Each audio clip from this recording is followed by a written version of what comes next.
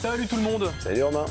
C'est pas le pourquoi le plus gai, on va dire aujourd'hui malheureusement. On parle un petit peu de scandale parce que la Coupe du Monde elle a peut-être basculé hier. En tout cas c'est la question qui se pose malheureusement. Une très grosse polémique qui nous éloigne du terrain.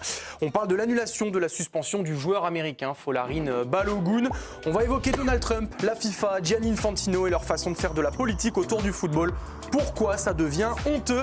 Ben oui, parce qu'il y a peut-être, probablement même, une ligne rouge qui a été franchie. Est-ce que vous pouvez déjà nous réexpliquer, Romain, ce qui s'est passé précisément? Tout à fait. Les faits et rien que les faits. Merci. On revient dans la nuit de mercredi à jeudi, 16e de finale entre les États-Unis et la Bosnie. Victoire 2-0 des Américains. Folarin Balogun, l'attaquant des États-Unis, est exclu en seconde période. Alors le carton rouge peut prêter à débat, c'est peut-être un peu sévère, mais qu'importe. L'attaquant de Monaco sera suspendu en 8e de finale. C'est la règle. Un carton rouge entraîne une suspension automatique pour un match. Mais hier donc, très gros rebondissement, la FIFA publie un communiqué pour annoncer que Balogun pourra finalement jouer contre la Belgique, l'instance dirigeante du football mondial qui explique que l'application de la suspension est suspendue pour une période probatoire d'1 an. Alors pourquoi ça fait polémique? Eh bien parce que le New York Times a révélé que Donald Trump avait directement appelé Gianni Infantino, le président de la FIFA, pour faire annuler la suspension de Folarin Balogun, ce que le président des États-Unis a lui-même confirmé aujourd'hui. Yes, I asked for a review by FIFA. I'm the one that got them to do it. It was not Biden. Biden was asleep. I got him to do it. Alors Trump, il a quand même précisé avoir seulement, entre guillemets, demandé un réexamen et ne pas avoir exigé que la décision soit prise. Toujours est-il que vous l'avez vu, il se vante d'avoir réussi. Et il avait déjà écrit sur son réseau Truth Social hier « Merci à la FIFA d'avoir fait ce qu'il fallait et d'avoir réparé une grande injustice ». Enfin, pour être complet, Gianni Infantino a réagi lui aussi dans l'après-midi pour rappeler vigoureusement l'indépendance et l'autonomie des organes judiciaires de la FIFA. On va lire sa déclat. Oui, j'ai bien reçu un appel du président Donald Trump. Au cours de notre conversation, j'ai expliqué qu'une procédure judiciaire était en cours, impliquant les organes judiciaires indépendants de la FIFA, et que l'affaire serait tranchée en temps voulu par les organes compétents. C'est ainsi que fonctionne le système de la FIFA, et c'est un principe que je défendrai toujours. Voilà pour les faits. Désolé, c'était un petit peu long, mais je pense que c'était très important d'être complet. Voilà, maintenant, nous, autour de la table, et vous, devant votre écran, évidemment, vous avez compris l'idée de la polémique. Est-ce qu'il s'agit d'une ingérence de la part de Donald Trump pour favoriser les États-Unis auprès de la FIFA, avec la complicité de Gianni Infantino? À quel point Trump et Infantino ont forcé ou non cette décision qui est favorable aux pays hôtes? L'affaire, en tout cas, elle fait très grand bruit partout dans le monde. Sportsmanship is in question at the Football World Cup after FIFA overturned a red card. ¿Qué ha explicado FIFA para quitar la roja? No la explica. Cuando hay una sentencia como una roja y te dice no, la quito, eso se llama autoritarismo. FIFA tiene que ser transparente. You cannot just make the rules up. What FIFA are saying now is, we'll decide when a player is red carded whether he can play in the next game or not. We are not going to go by the laws of the game. It's an absolute disgrace. Gianni Infantino needs to resign. He needs to resign today. He's the man who came up with the great idea of the FIFA Peace Prize and gave it to his mate, Donald Trump. And of course his mate is the one who then tries to influence this decision. Really the question here is does this become a politicized sporting event? Clearly a controversial move here. Olvídate, hay un tuit de Trump agradeciéndole a la FIFA la decisión. Olvídate. Se le sacaron como juega en Estados Unidos. Es un escándalo, entonces. Es un escándalo mundial. Es lo que te digo, es un escándalo. Es la primera vez que pasa en la historia de los mundiales. Fantastique, hein, on voit l'écho mondial, mais Romain, on va s'intéresser à ceux qui vont jouer. Voilà, du côté américain, côté belge, qu'est-ce qu'on en dit? Eh bien, on en dit évidemment, côté américain, qu'on est ravis. Folarin Balogun, c'est l'avant-centre titulaire de l'équipe. Il a marqué 3 buts en 4 matchs. Il sort d'une belle saison à Monaco. Il est en confiance. Côté belge, forcément, on a l'impression d'être floué. Je ne savais pas que dans les bureaux de la FIFA, le 5 juillet correspondait au 1er avril en Europe. C'était une découverte pour moi. Je pense qu'il faut se référer au communiqué de ma fédération, de la fédération belge. La fédération belge, elle se défend pas elle-même, elle défend pas l'équipe nationale, elle défend le football en général, elle défend son intégrité, elle défend son éthique. Et en plus, il faut savoir que Balogun va bien jouer ce soir puisque l'appel de la Belgique a été retoqué. Alors Rudy Garcia le dit bien, le problème il dépasse le cadre simple, on va dire, de ce match parce que, surtout sur cette rencontre précisément. En revanche, il y a aussi un impact qui est très concret dans la préparation pour les Belges. Les explications de Thierry Henry. If you Belgium to prepare the game, it does change everything. So you prepare the game to play a certain way, then suddenly you have to change also your preparation of the game. Alors, maintenant, c'est comment la FIFA justifie cette décision? Eh bien, elle s'est justifiée, mais sans réellement se justifier. Je vais vous expliquer tout ça. Dans son communiqué, la FIFA s'appuie sur l'article 27 de son code disciplinaire. Le code disciplinaire, il est là. On l'a imprimé, il fait 65 pages. Donc bon, on se l'est farci aujourd'hui. Vous l'avez pas lu? Si, je l'ai lu en entier. Je peux vous le reciter si vous voulez. Bref, cet article Pendant que 27... Olivier faisait la sieste. Exactement. Non, dans cet article 27, le journal L'Équipe n'a pas trouvé de trace de cet article 27 avant 2019. Donc a priori, ça signifie qu'il a été mis en place sous le règne de Gianni Infantino. Voilà ce que stipule cet article 27. L'organe juridictionnel concerné peut décider de suspendre intégralement ou partiellement la mise en œuvre d'une mesure disciplinaire. Le dit organe juridictionnel impose à la personne sanctionnée une période probatoire d'1 à 4 ans. Donc c'est exactement ce qui s'est passé là. Donc la loi existe. Mais à aucun moment, il n'est précisé concrètement comment ça s'applique, pourquoi ça s'applique, quelles sont les raisons. En fait, c'est très flou. Et ça va à l'encontre d'un autre article de ce code disciplinaire, c'est le 66 alinéa 4. Une exclusion entraîne automatiquement une suspension pour le prochain match. Les organes juridictionnels de la FIFA peuvent imposer des suspensions de matchs supplémentaires et d'autres mesures disciplinaires. Du coup, quel article doit s'appliquer? Pour quelles raisons? Comment la FIFA motive sa décision? On ne sait rien du tout, c'est opaque. Et surtout, ça crée un précédent. Pourquoi les autres pays ne pourraient pas faire la même chose? Thomas Tuchel en a parlé.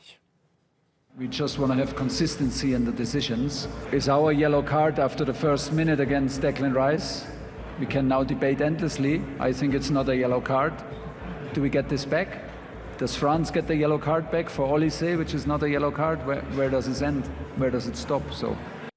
D'ailleurs, une précision, puisque Thomas Tuchel en parle, la Fédération française de football a fait appel auprès de la FIFA pour faire annuler le carton jaune de Michael Olise reçu contre le Paraguay. Ouais, vous l'avez dit, ça va créer un précédent, ça crée un précédent.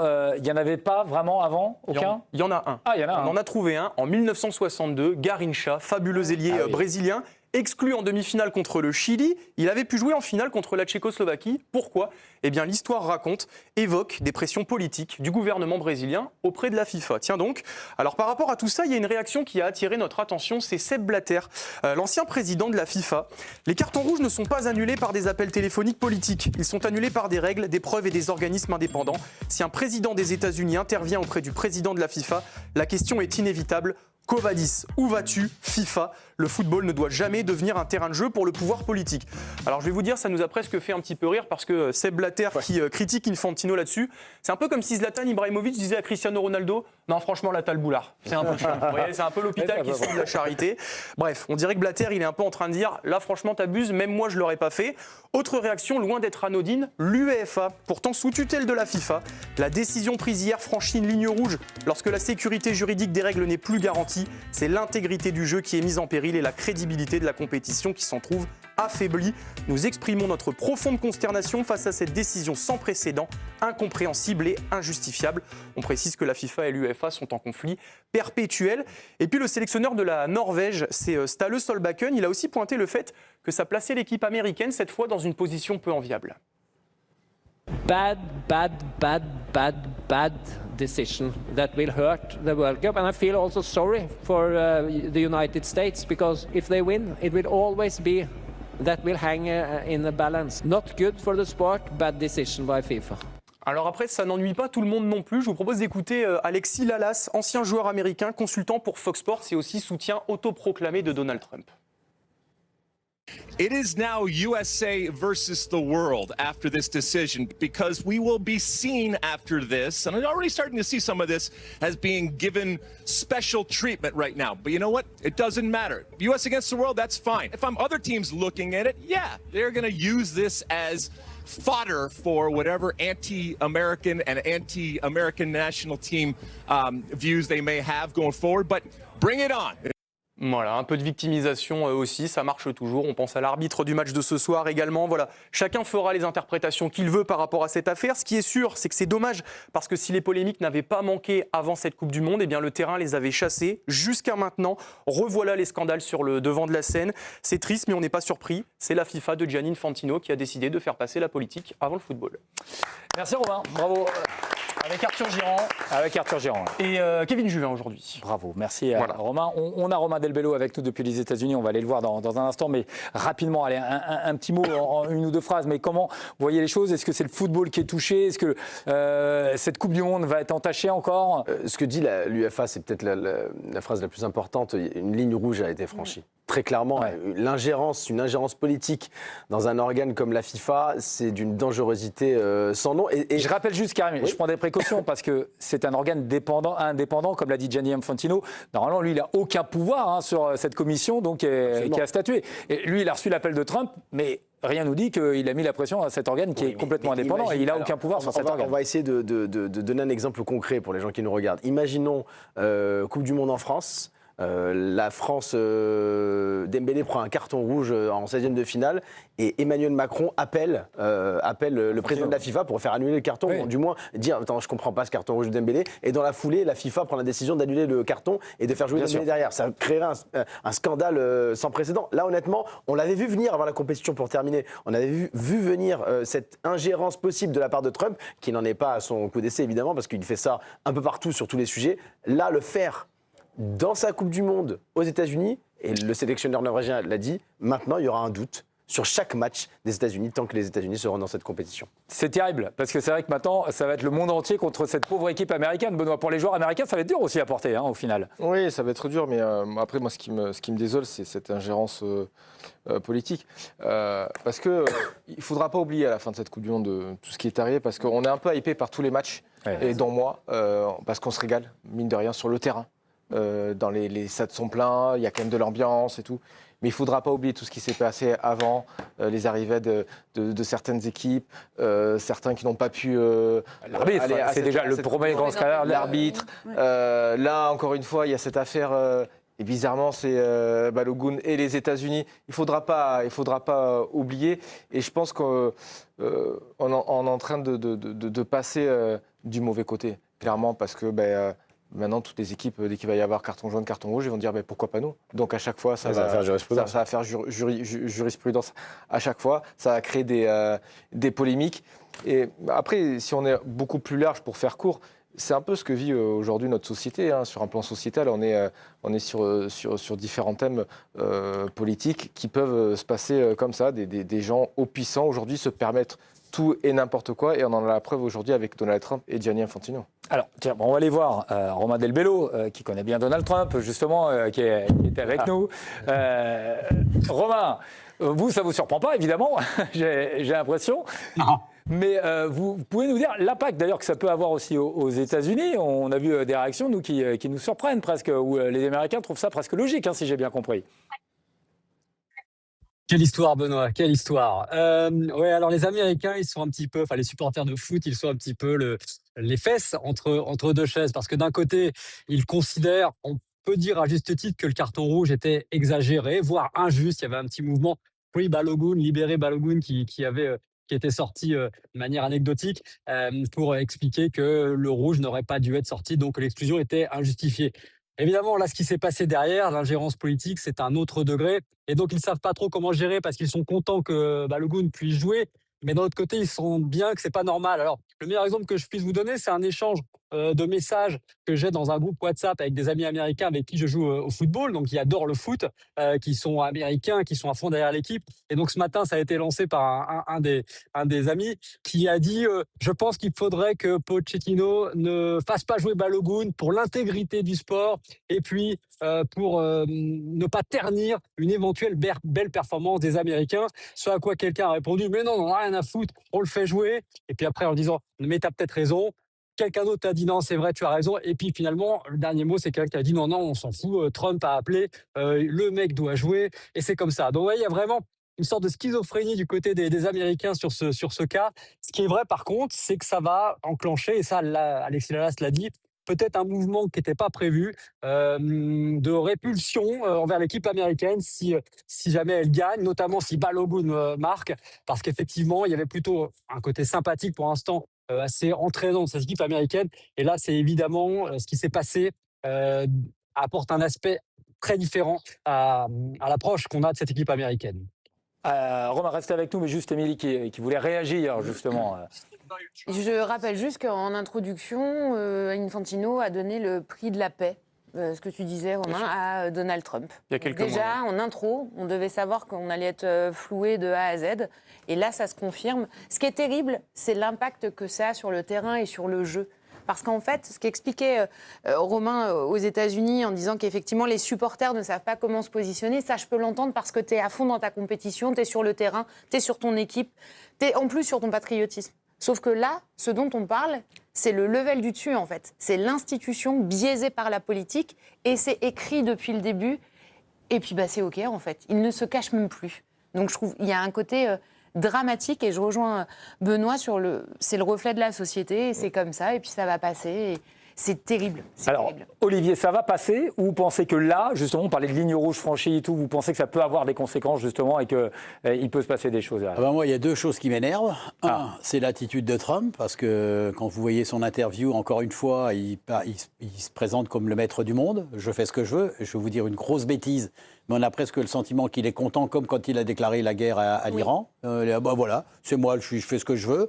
Alors, je peux prendre mon téléphone. Alors, une fois que je déclare la guerre, de l'autre côté, je demande l'annulation d'un carton rouge. C'est dramatique. On vit un truc de fou furieux. Et la deuxième chose, eh bien, moi, je rejoins l'éditorialiste américain qu'on a entendu, c'est que Infantino doit démissionner. Oui. Parce que c'est un truc... On ne peut plus grave, on ne peut pas.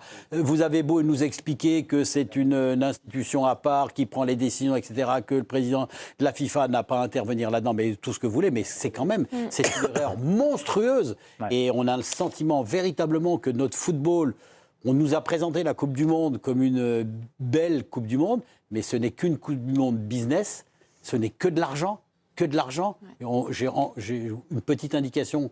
J'ai reçu de la part du président Cayasso, vous savez, le président de Saint-Etienne qui est aux États-Unis, quart de finale, 1 500 € la place, demi-finale, 2 500 €, 2 500 $, pardon, finale, 5 000 €. Vous vous rendez compte ? Vous vous rendez compte de ce que c'est? Si c'est ça le football... Et t'es derrière un panneau. Hein, c'est pas obligatoire. Mais vous vous rendez compte de ce que c'est que ce qu'est devenu le football, ce que nous, on adore, ce que vous parliez du mythe du Brésil tout à l'heure, qui était le football champagne extraordinaire, ça dansait, c'était beau matin. Mais vous voyez où on en est arrivé là maintenant? Et Infantino ne doit pas démissionner, mais il doit se barrer en courant. Candice, rapidement. Alors, cette histoire qui est loin d'être terminée, puisqu'aujourd'hui, la Fédération de Belgique, donc la Fédération de football, a encore communiqué et elle a expliqué, on a demandé des explications à la FIFA, mais on n'a pas eu de réponse. Pour la FIFA, ça a été un appel. Et ils ont tout de suite dit à la FIFA, non, c'est irrecevable. Ensuite, lors de la réunion de coordination d'avant-match, la partie consacrée à la suspension automatique des joueurs a été retirée. Demande encore d'explications de la Belgique. Et là, toujours pas de réponse. La Fédération belge n'a reçu ni la décision de la FIFA, ni la moindre explication concernant ce dossier. Nous n'aurons donc que d'autre choix que de contester l'éligibilité du joueur pour le prochain match. Ça veut dire que il y aura encore une décision à prendre. Il y a encore une réclamation. Romain, juste pour terminer, votre Donald Trump a encore mis le bazar dans le monde du football. Donc un immense bazar. Moi, la question que je me posais, est-ce que ça lui profite vraiment à Donald Trump, cette histoire? Il s'en fiche.